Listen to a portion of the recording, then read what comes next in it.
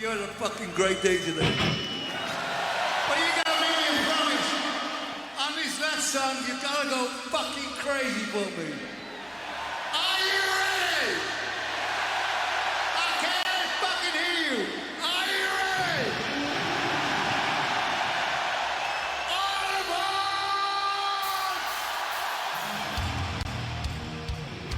Let me see those hands again. This is Rock and Roll Reclaimed. Stories about creativity, authenticity, and humanity told through the lens of AI. Inspired by rock and roll. Going back to the beginning, a tribute to Ozzy Osbourne and Black Sabbath.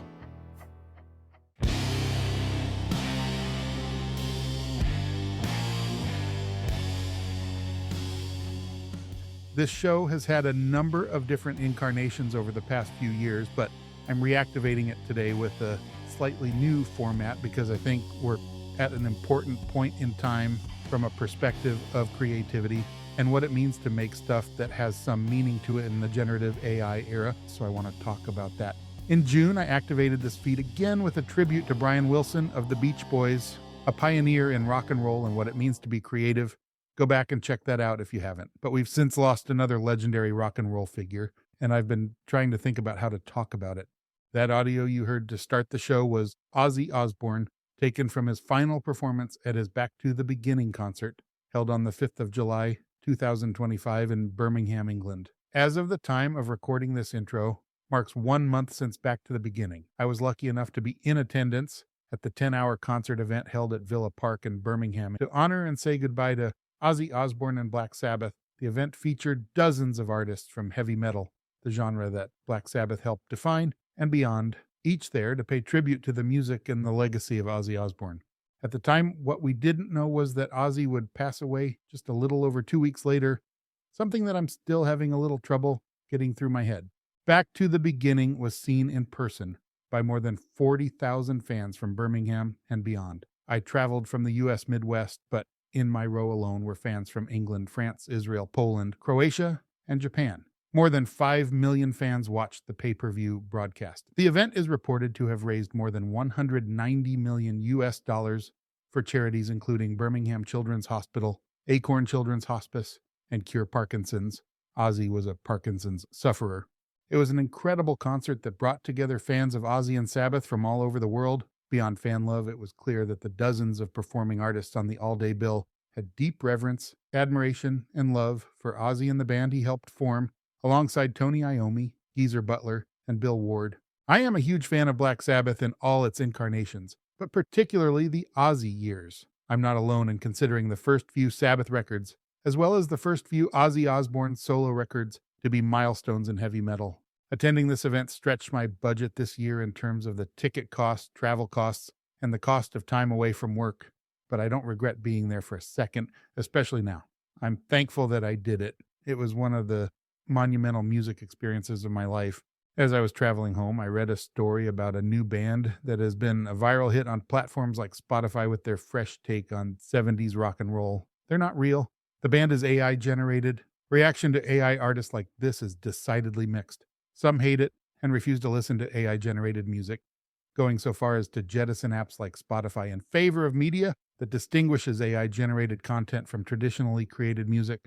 Others, they don't see an issue. They like the beat and they can dance to it, to borrow a phrase from the late Dick Clark. There are a lot of issues to consider with AI-generated music, but I don't want to get too deeply into that today. I'm not anti-AI. I am an AI user every day. As a single-person business, I use AI tools as a sounding board. I use them to help me flesh out ideas or take the ideas I have and organize them, enhance them, or think about them in different ways. I even use AI to write stuff like meta descriptions and social content. I used AI-generated sound. Some of the show artwork is partially AI-generated. I do all this not to use AI to create content. I never let the computers just run wild and do everything for me. I do it to enable me to make content that I otherwise couldn't, simply because I don't have the time or, in some cases, the skill. In many cases, I don't have the budget. But all that made me consider the event that I'd just been to a month ago, an event I still think about daily. Think of all the music, the emotion, the outpouring of love and admiration for four guys from a factory town in the English Midlands that loved the Beatles and just wanted to play rock and roll. What I really love about the Black Sabbath origin story is that they first came out as a blues rock band, like so many of the 60s British artists were doing at the time. When they didn't get very far with that, they pivoted to a decidedly darker and heavier sound and aesthetic, something that was clearly contrasting from the music of the time. That pivot, along with help from a few other artists of the era like Led Zeppelin and Deep Purple, created the genre of heavy metal. Then let's consider the characters involved, starting with Ozzy, a larger-than-life figure that took on the moniker the Prince of Darkness, but in reality was one of the sweetest, kindest, funniest artists of the rock era. Whatever Birmingham factory he was made in broke down after he jumped out of it. Nobody was quite like Ozzy in terms of his personality, his passion, his big heart, and his authenticity. He was who he was, and he knew it, and he never shied away from it. He was also a hell of a rock singer and frontman. I'll never forget the first time I saw him live back in the early 90s, maniacally cackling as he threw buckets of water on fans in the front rows. Of course, he's not perfect. Ozzy had severe substance abuse and mental health issues that caused him to do harm to both himself and to others throughout his life. He admitted as such. "I was never meant to be a role model," he once said of himself. All that, the good and the bad, went into the music, the art, and the persona that was Ozzy Osbourne.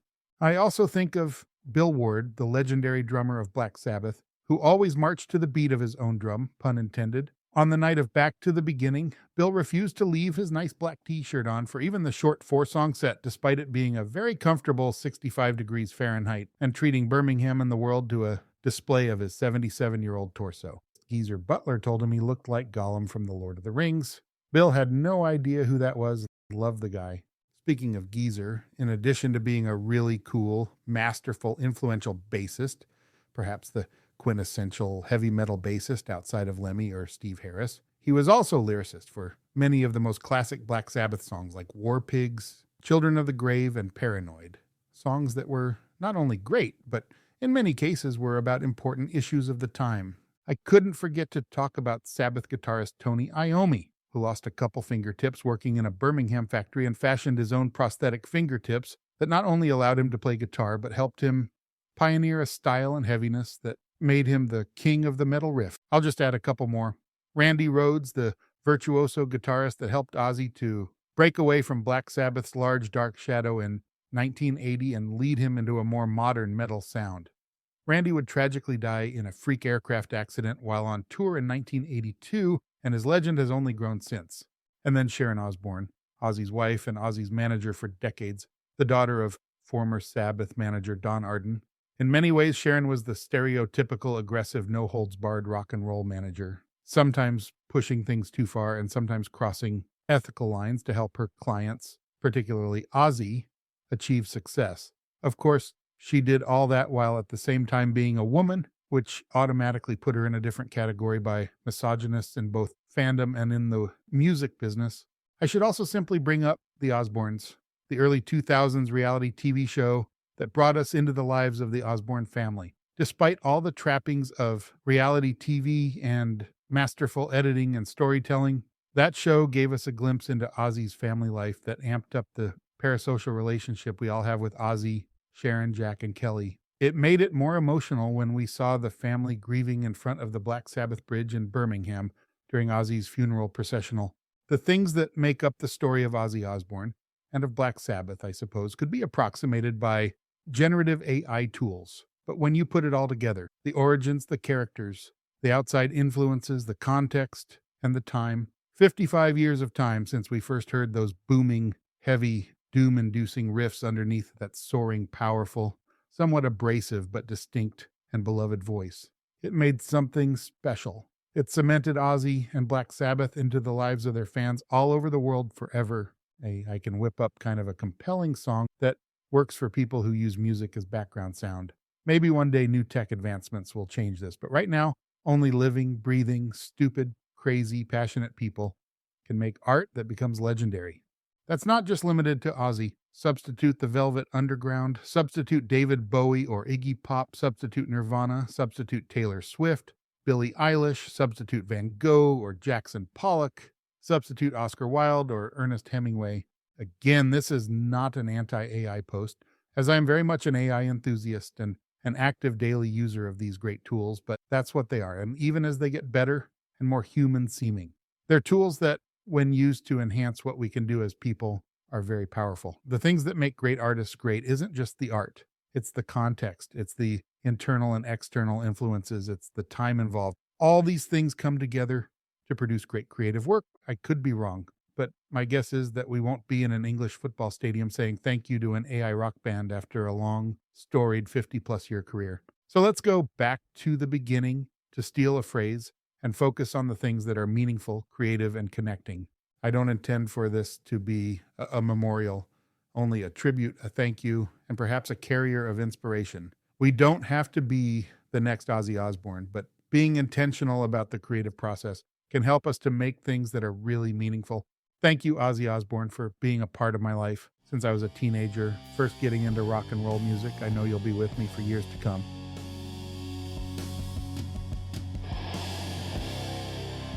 Before we go, let's raise a toast to the Prince of Darkness, Ozzy Osbourne. Each week I'm going to select a whiskey or other spirit from my meager collection to pair with the week's topic, and then create a cocktail that brings together themes from the show and the whiskey. I picked a whiskey that isn't on the top of everybody's list, but is one of my sentimental favorites, and I thought it was appropriate for going back to the beginning. My whiskey for the week is Smokehead, and today I'm talking about the Twisted Stout expression. Smokehead is known for its loud, unapologetic, and modern approach to Islay single malt whiskey. It's sourced from an undisclosed distillery on the island of Islay, which is off the west coast of Scotland. Like many Islay whiskeys, its core identity is built on powerful peat smoke. Peat is deeply woven into Islay's history, identity, and the flavor of its famous whiskeys. Peat's importance can be understood by looking at three key areas: historical necessity, the unique flavor it creates, and the distinct character of Islay's peat. Historically, the use of peat on Islay was a matter of practicality. A rugged island constantly battered by Atlantic winds, Islay has very few trees. Without abundant wood or easy access to mainland coal, the islanders turned to the fuel source they had a limitless supply: peat. Peat is essentially decomposed and compressed plant matter dug from bogs that have formed over thousands of years. Seems perfect for a heavy metal spirit, doesn't it? In whiskey production, barley is first malted, steeped in water to trick the grain into germination. Once that starts, it must then be halted by drying the barley in a kiln. Islay distillers used what they had, firing these kilns with bricks of dried peat. It was this practical decision that created one of the world's most distinctive whiskey styles. Think of that in the context of Black Sabbath and their origins in the industrial factories of Birmingham. It's often those origins, usually practical or necessary, that lead us to create great art. Peat set Islay apart. And while distillers elsewhere in Scotland largely switched to more modern methods of drying barley, Islay distilleries, for the most part, clung to the traditional peat fire, recognizing it as the source of their whiskey's soul. The Smokehead Twisted Stout edition, produced at the common Scotch ABV of 43%, takes this foundation and adds a unique layer by finishing the whiskey in stout beer casks. The result is a fascinating collision of two worlds: fiery Islay peat and rich, malty craft beer. On the nose, you'll get that thick wave of bonfire smoke along with sea salt and a hint of iodine. All common traits of Islay whiskey, but then you'll get notes of dark chocolate, roasted coffee beans. That's the beer barrel's influence. On the palate, the texture is nice and oily. You get the smoky, peated taste immediately, but it's quickly followed by a sweetness and a fruitiness that makes it quite pleasant to drink and enjoy, or at least I think so. The finish features a lingering peat taste combined with that sweet, malty aftertaste you might recall from a Guinness or another stout, a lingering memory of quite a powerful whiskey. It stays with you a while. Smokehead is not my favorite Islay whiskey. It may not be in my top 10, but it was the first Islay I ever tried.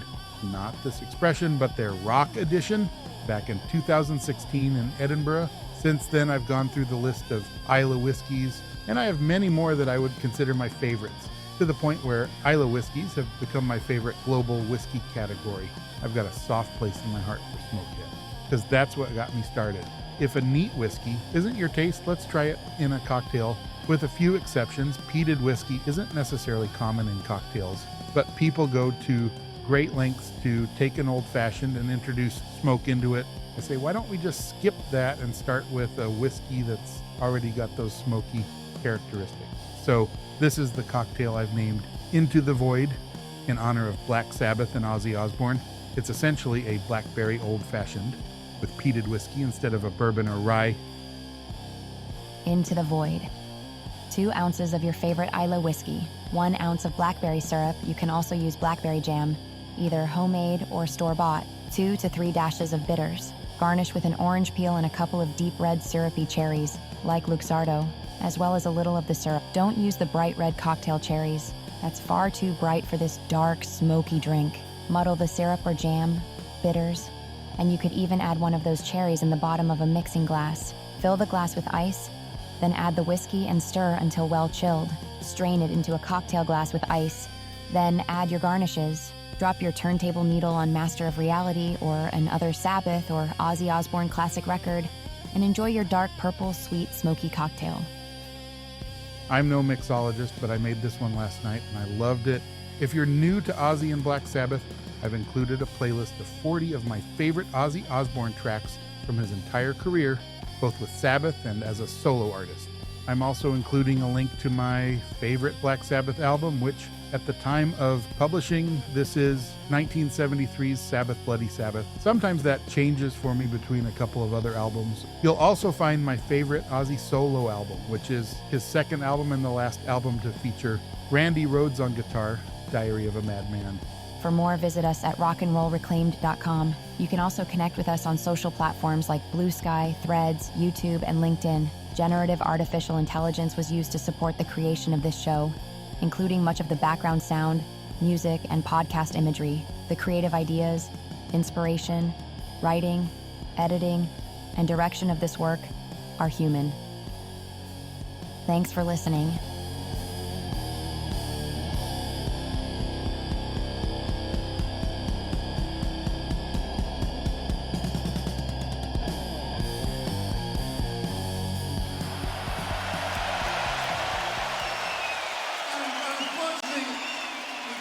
Final song for ever. I just want to say to you on behalf of the guys in Black Sabbath and myself that your support over the years has made it all possible for us to live a lifestyle we live. Thank you from the bottom of my heart. I love you, we love you. And it's a song called Paranoid.